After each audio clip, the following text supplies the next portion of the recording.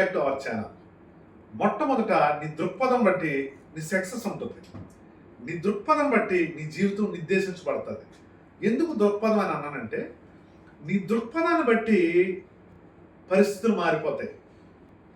అది వ్యాపారమైనా, వ్యవహారమైనా, కుటుంబమైనా, లేదా సంస్థ అయినా, ఏదైనా సరే నీ దృక్పథం ఎలా ఉందో ఒకసారి చూసుకో.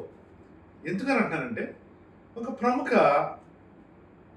చెప్పుల కంపెనీ, అది భారతదేశంలో చాలా ఉన్నతమైన స్థితిలో ఉంది. ఆఫ్రికా దేశంలో కూడా దాన్ని ఎస్టాబ్లిష్ చేయాలని చాలా పూర్వకాలంలో జరిగినటువంటి ఒక యథార్థ సంఘటన చెప్తూ ఉన్నాను.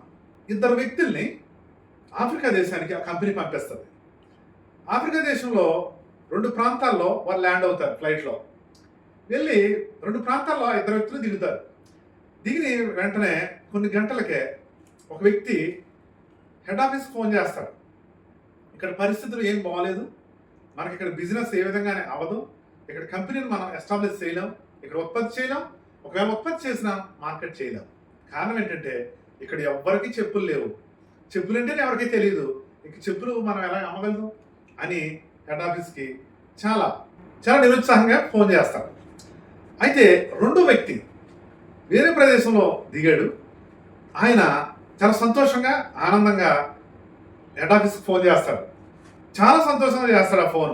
ఎందుకంటే మనం ఇక్కడ చాలా ఉత్పత్తి చేయాలి, చాలా అవసరం ఉంది, ఇక్కడ మన బిజినెస్ చాలా గొప్పగా జరుగుద్ది, ఎందుకంటే ఇక్కడ ఎవరికి చెప్పులు లేవు. మీకు అర్థమైందా?